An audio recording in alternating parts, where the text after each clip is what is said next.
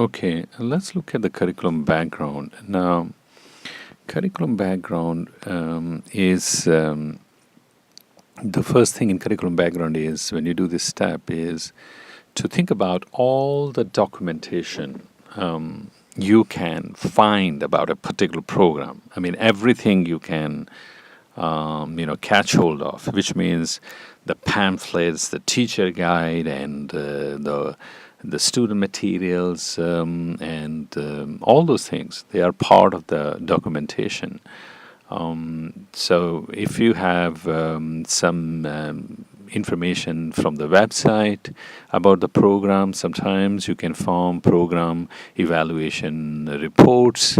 Sometimes people have done this thing. They have actually sent an email to the people who have designed a particular program, and occasionally, sometimes the publishers may respond to your email and say, okay, here are the additional documentation. So everything you can catch hold of, everything you can find about the program is all part of the documentation.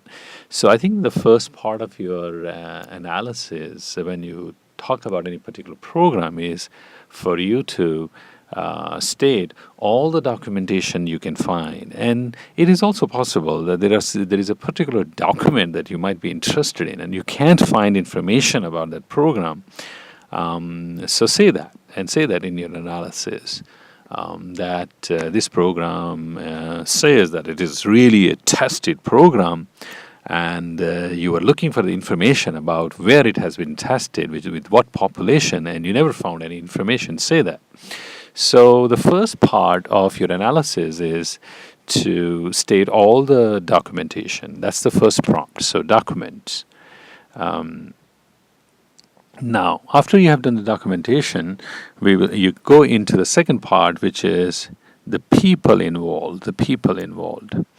The people involved part, this part of your analysis, you should start thinking about all the people, and you can go into the program and try to find out all the people who have been involved in the design of the program. And there might be scientists, there may be science educators, there may be people who are teachers and students, and all those people who have ever been involved in the design of the program. You should mention that. Now, I want to mention one thing here is that as you talk about the people, all you need to say is whether how many science educators, how many artists, how many mathematicians, how many teachers, educators, and students were involved in the development of the program. You don't need to. We don't need to talk about their email addresses and all that kind of information. And why is this information important? For example, if the program says that this is very, very student-centered program.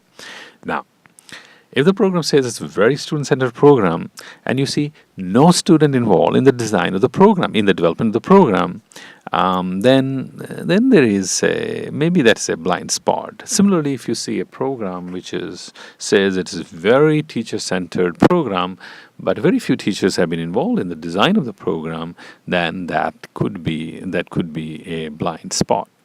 So that's the second part. The second part in your analysis is the people involved. The third part is the situation that resulted in the development of the program. Now, situation and problem. This situation and problem could be socio-political situation. Let's think about programs in U.S. these days, and one of the political mandates, which all after NCLB, which is No Child Left Behind legislation in U.S., all school districts are supposed to comply with state and standards and assessment, public school districts. So now that is a political mandate, and because of that, any program which is designed is probably definitely going to highlight somewhere there that this program is consistent with state standards. Similarly, you can have a situation where a program is specifically, a curriculum program is specifically designed to address the low level of whatever scientific literacy or media literacy, and that becomes a situation or a problem that the program is responding to.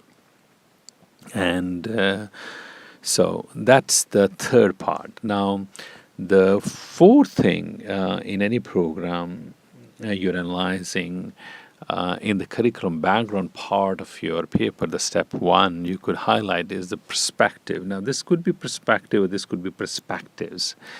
All programs, when people start thinking about, okay, we are going to develop a new science program, or we are going to talk about new math program, like Everyday Math, or Trophies programs in US, or FOSS-KID, which is a science, inquiry-based science program, or GLOW program.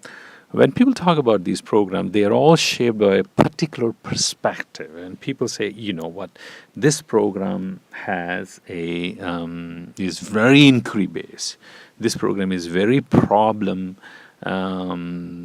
solving approach to science teaching and learning, or inquiry-based approach to science teaching and learning, or constructivist approach to science teaching and learning. So all these are different perspectives, and I think one of the things which we will be learning in this course is getting a deeper and deeper idea about different curricular perspectives and models which shape the design and implementation of a particular program. The last assumptions, right? Now, this is very important, and my personal experience has been that this is difficult but very important. Now, I've included this part in this analysis in the step one, which is curriculum background, because I think assumptions are so critical in terms of the design of the program. I think all programs, it doesn't matter it is science, literacy, math, reading, all programs are shaped by certain assumptions. And those assumptions, and three assumptions, and there are many other assumptions, but three assumptions we will be talking about is epistemological assumption, psychological assumption, and pedagogical assumption. Now, the epistemological assumption is about what is knowledge.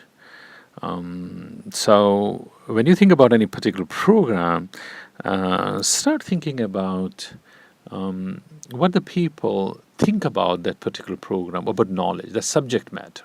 For example, it's a science program, then from the perspective of the designers of the program, what do they think science is, right?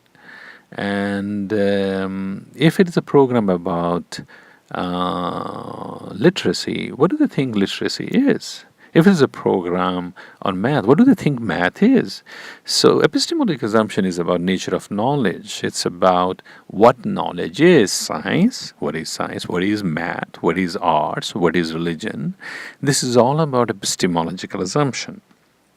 And that's really critical. In fact, a lot of times people might argue that the most important part in all programs is the epistemological assumption behind the program, what science is, what math is, what reading is, what literacy is. So when you get into the program and start looking into the program, start thinking about what is implied or what is implicit or explicit idea about what science is, which the designers of the program had in mind when they designed a particular program. If it is a science program, what do they think science is? If it is an environmental science education program, what do they think environmental science is? If it is a program about math, what do they think math is? If it's a program of literacy, what do they think literacy is? And that's all about epistemological assumption. All right. Now, the second part is second assumption, which is very common, is psychological assumption. And psychological assumption is about how children learn. So if it is science program, how children learn science. And pedagogical assumption is about what is the best ways to teach, right? So epistemological, psychological, and pedagogical assumption. Epistemological assumption is what is knowledge. Psychological assumption is how children learn, acquire knowledge, and pedagogical assumption is what is the best way to teach. So when we apply these three assumptions to particular program, let's say science program, then we can say the three assumptions should be what is science, how children learn science, and what is the best way to teach science. These are the three assumptions. If it is a math program, what is math, how children learn math, and what is the best way to teach math, right? So all you have to do is, in this part is, all we have to do is to go deeply into the program and look at the philosophy or the introduction part of the programs and start digging deeply into it and saying, okay, now I have looked at this program, and what do the people who have designed this program think about what knowledge is, how children learn knowledge, like scientific knowledge, and what is the best way to teach. And these three assumptions are really critical in understanding what shapes the design of a particular program, its curricular background, and which is the first step of our analysis, which means what is behind a particular program, right?